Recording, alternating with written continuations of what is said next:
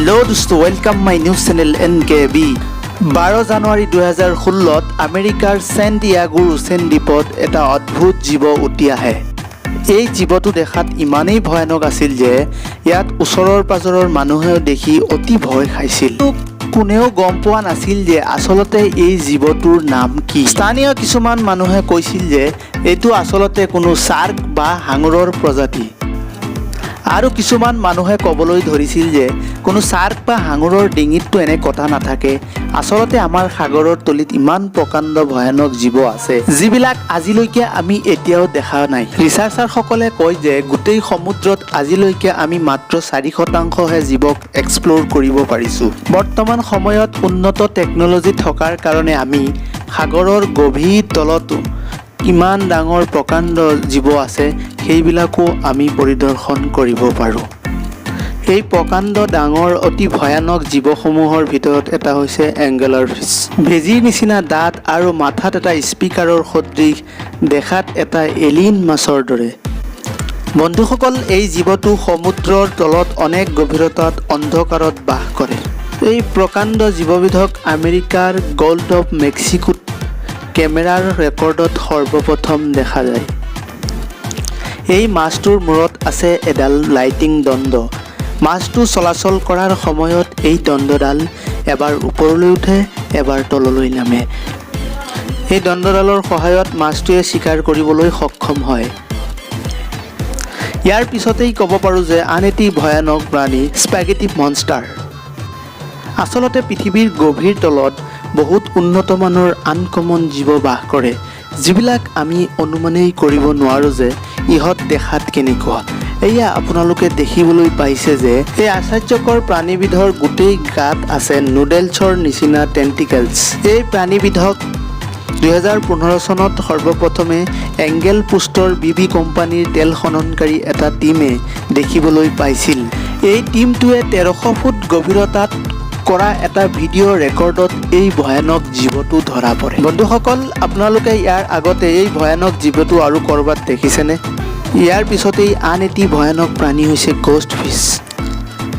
এই ভয়ানক মাছটোক 2016 চনৰ জুলাই মাহত বৈজ্ঞানিকসকলে এটা মিছন চলাকালীন অৱস্থাত নেশ্যনেল ওচেন অৱ এটমস্ফিয়াৰিং এডমিনিষ্ট্ৰেশ্যনৰ এটা জাহাজৰ পৰাই সকলোতকৈ প্ৰথমে বিচাৰি উলিয়াইছিল। এই মাছটোক পানীৰ 8202 ফুট গভীৰতাত মাৰিয়ানা ট্ৰেঞ্চ নেশ্যনেল মনুমেণ্টৰ ওচৰা ওচৰিকৈ পোৱা গৈছে। ইয়াৰ পিছত হৈছে ভেম্পায়াৰ স্কুইড। এই মাছটো দেখাতেই অতি ভয়ানক যেন লাগিলেও ই হৈছে এটা স্কুইডৰ প্ৰজাতিহে। এই প্ৰাণীবিধ ইমান ডাঙৰ নহয়। এই প্ৰাণীবিধৰ ছাইজ হৈছে মাত্ৰ 6 ইঞ্চি। এই প্ৰাণীবিধৰ ৰঙা চকুৰ বাবেই মানুহে দেখাত অতি ভয় খায়। এই ভয়ানক জীৱবিধ বৰ্তমান বিলুপ্তৰ পথত। এই জীৱবিধে সাগৰৰ গভীৰ তলত 300ৰ পৰা 3000 উচ্চতাৰ গভীৰৰ তলত বাস কৰে। বন্ধুসকল, আপোনালোকে জানি আৰু আচৰিত হ'ব যে এই জীৱবিধে য'ত বাস কৰে তাত অক্সিজেন আৰু সূৰ্যৰ পোহৰ নাপায়েই বুলি ক'ব পাৰি। ইয়াৰ পিছত হৈছে এৰি এংগেলাৰ ফিছ। এই মাছটোৱে সমগ্ৰ পৃথিৱীতে তাৰ দাঁতৰ কাৰণে খ্যাতি অৰ্জন কৰিবলৈ সক্ষম হৈছে। বন্ধুসকল, আপোনালোকে যদি ফাইণ্ডিং নিমো মুভিটো দেখিছে, সেই মুভিত এই মাছটোক দেখুওৱা হৈছে। এই মাছটোৱে তাৰ চিকাৰ ধৰাৰ বাবে বায়ুৰ ৰুমিনিয়েন্স ফিলিং পুলৰ দ্বাৰা যিটো সিহঁতৰ দাঁতাল মুখৰ ওপৰত ওলমি থাকে সেইটোকেই ব্যৱহাৰ কৰে, আৰু মাছটো চিকাৰ ধৰাটো অতি পাকৈত। ইয়াৰ পিছত ক'ব পাৰি যে গ্যাণ্ড ক্ৰুষ্টেচিয়ানছ। এই জীৱটোক এজন বৈজ্ঞানিকে সমুদ্ৰৰ তলত ৰিচাৰ্চ কৰাৰ সময়ত বিচাৰি উলিয়াইছিল। আচলতে এই জীৱবিধক পোৱা গৈছিল কেনাডিং ট্ৰেঞ্চ নৰ্থ পোষ্ট অফ নিউজিলেণ্ডত। এই জীৱবিধ সাগৰৰ প্ৰায় 100 কিলোমিটাৰ তলত বাস কৰে। ৰিচাৰ্চাৰসকলে কয় যে ইমান গভীৰৰ তলত যেনে কোনো প্ৰাণী বাচি থকা অসম্ভৱ। ইহঁতে বাচি থাকে, ইহঁতৰ ওপৰৰ ছালটো হৈছে একদম ডাঠ, আৰু এই ডাঠ চিল দিয়েই ইহঁতে পানীত চলাচল কৰিবলৈ ইহঁতৰ সহজ হৈ পৰে। ইয়াৰ পিছত হৈছে মনট্ৰাছ মেগামাউথ শাৰ্ক। বন্ধুসকল, আপোনালোকে ইয়াৰ আগতেই এনেকুৱা শাৰ্ক আৰু ক'ৰবাত দেখিছেনে? যদি দেখিছে তেনেহ'লে কমেণ্ট কৰি আমাক নিশ্চয় জনাব।